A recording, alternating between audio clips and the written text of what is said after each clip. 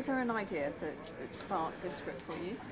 Yes, it was actually someone I worked with who was a comedian, and I was very interested in their lifestyle and what it was like to have to go on stage and be funny and also deal with all the other things that went on in their lives.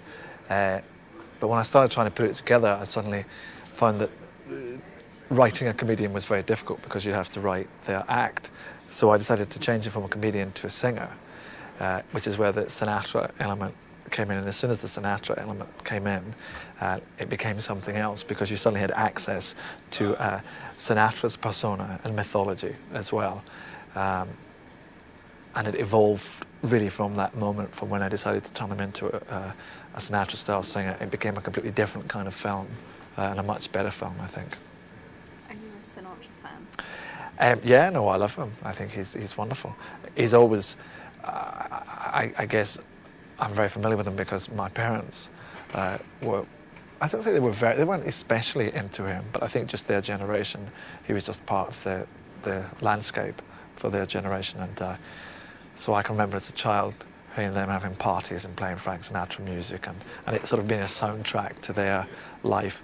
And in a way, it becomes quite nostalgic for somebody of my age, because it's really about, it reminds me of my parents and my childhood, as opposed to being a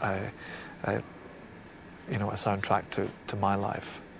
It's kind of, there's something kind of that's vaguely sort of frozen in the late 60s or 70s about it to me, but at the same time it invokes the 40s and the 50s and the whole Hollywood thing. Just tell me a little bit about the story. Yeah, it's a story about a club singer who's is not very good, but he's not bad either. He's okay, and he just does strictly Frank Sinatra numbers, and he's got the full Eddie Large perm and the medallions and the jewellery and all that stuff, and he does okay playing working men's clubs. And then one night a group of local villains happen to be in the club he's playing, and he is sort of taken under their wing, and being a bit sort of weak and vain, he decides that it's good to hang about with these guys, which of course it's not, but it takes the love of Kelly MacDonald really to show him the error of his ways. So it's a kind of love story with a kind of comic villainous element as well. Talk to me a bit about the casting. First of all, Ian Hart. How difficult was it to cast the main parts with Tony? It wasn't really difficult if you know Ian. So I mean, I think Ian's just probably. Well, I think he's probably the best screen actor of his generation. I know people bandy that kind of phrase around, but he just is. And I knew that I needed someone who was capable of both technically mastering the singing aspects, and also of being able to do quite a complex journey in terms of acting. And I had no worries whatsoever about casting Ian, because I knew that he was capable of all of that, and being charming and funny and all of that as well. I mean, it's very important.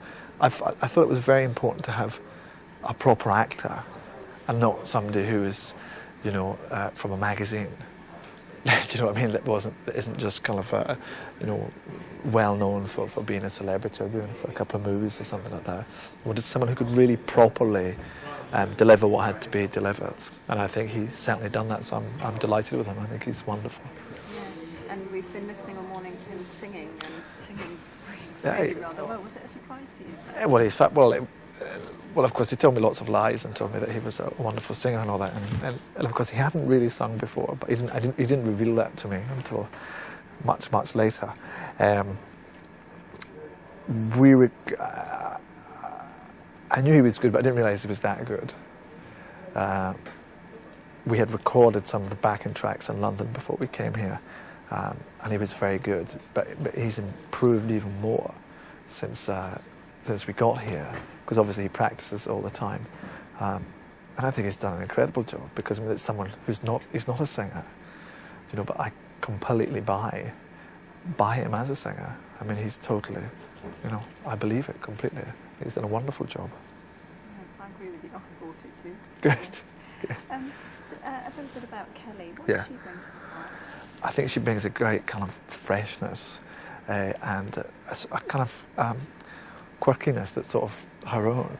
I mean, to be honest, I don't know Kelly that well, but when she started doing the part, she had a sort of strangeness, which was very much what I had in mind, because this girl has to be different from the world that he's used to inhabiting, but at the same time be interesting and be believably part of that whole landscape, and she does that. I mean, and I also kind of really believe them as a couple, because that was another issue. You have to be careful that you actually buy it, that the girl will be interested in the boy and the boy will be interested in the girl, and I completely do, which is great.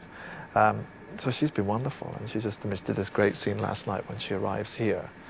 I don't want to give all the game away, but it was just this fabulous close-up, and she was just a movie star. The camera just loved her, and she did something wonderful. But for me, it was very exciting because it was seeing the story come to life in a way that I hadn't quite before, and so she brought it to life and again sold it to me. So I'm delighted with her too.